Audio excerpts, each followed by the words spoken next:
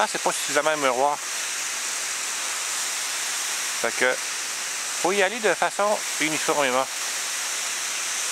Le plus uniformément possible et de façon la plus régulière dans votre balayage possible.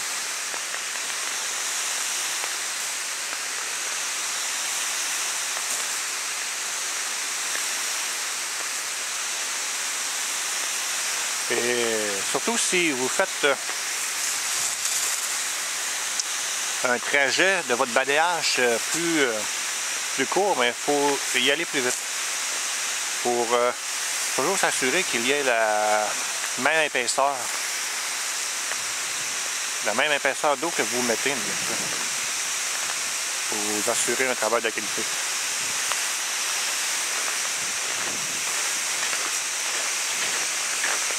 Ce qui a trait, mettons, à la couche de finition. C'est sûr que si c'est pas recommandé de faire la même chose pour une première couche ou une deuxième couche. C'est pas nécessaire.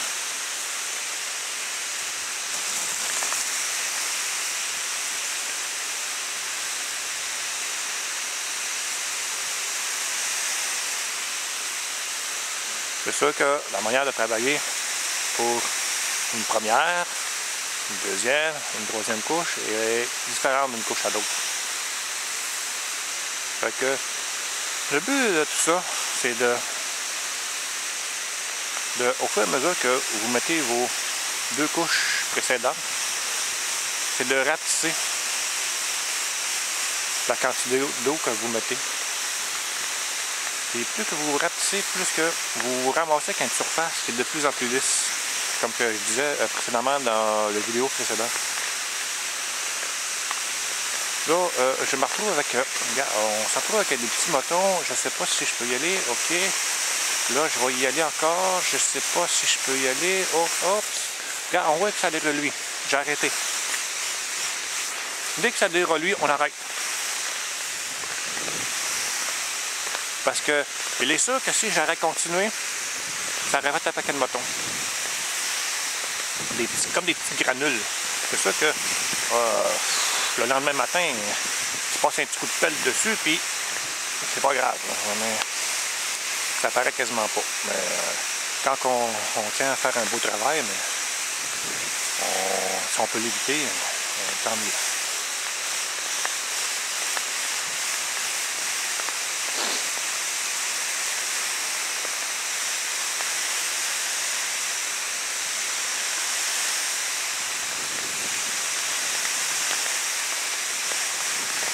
Bon, ici, je vais m'en reprendre tout à l'heure. J'ai toujours mon trou tout à l'heure. Mais étant donné que ma hausse est là, ce qui risque de se produire, si j'essaie de remplir ici, c'est que l'eau va s'écouler. Puis c'est sur ma hausse, puis c'est pas ce que je veux. Fait que, on va attendre à tout à l'heure pour compléter tout ça. Je vais en mettre un petit peu plus dans le trou qu'il y a là-bas.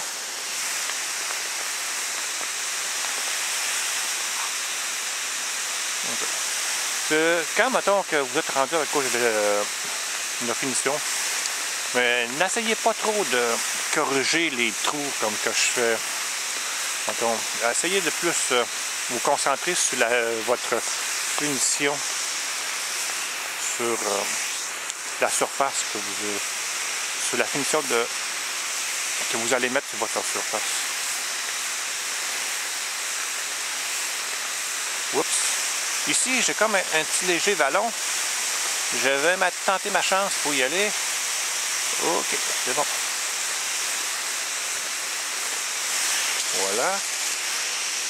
C'est fait.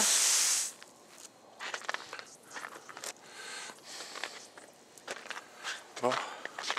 Là, je me trouve à avoir encore fait le tour de ma hausse.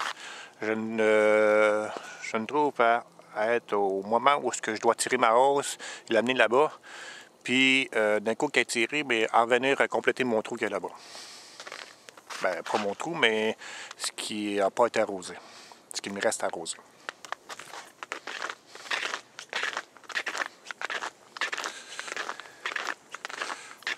Voilà.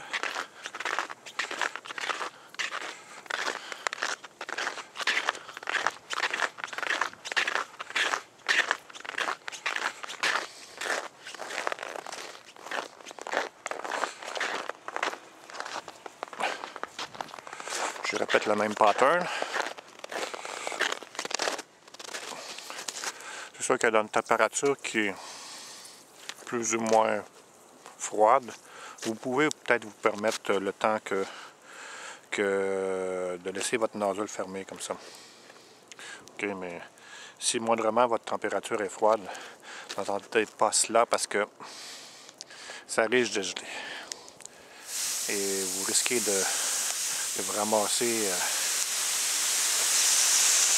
dans une situation où vous êtes arrêté, où vous êtes obligé d'arrêter.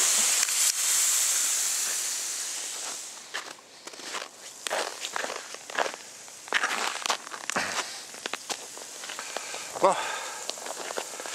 Voilà. C'est la hausse. Oups, ma hausse, c'est comme déplacé un petit peu. C'est pas grave, c'est dû à la pression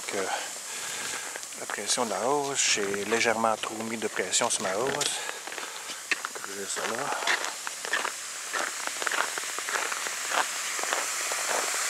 Pas tellement grave, là. Anyway, c'est juste que je veux éviter que l'eau s'écoule de tout en même place, là. Surtout proche de ma patinoire. Donc, ok. Bon, comme ça, c'est juste bon.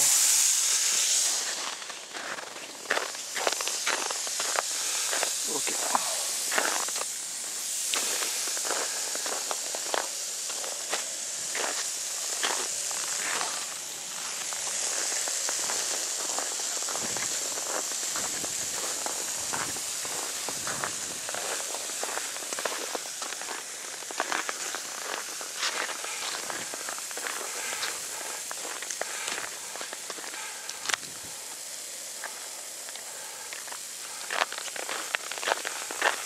Bon.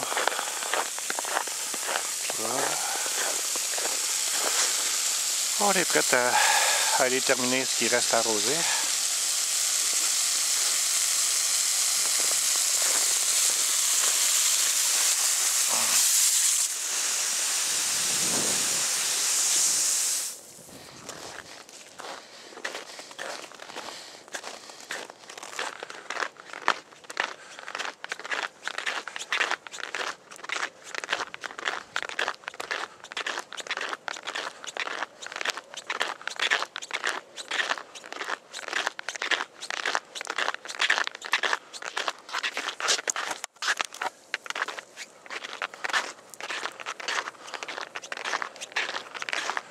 Bon, il me reste cette belle petite partie-là.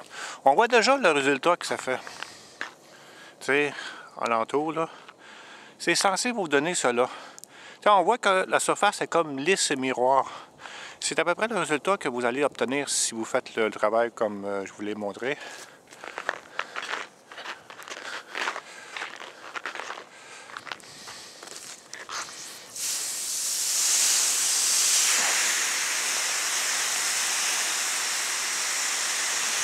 Ça là, c'est toujours une question de température aussi. Hein.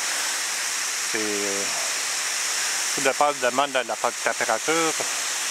Ça va vous exiger de travailler légèrement de façon différente.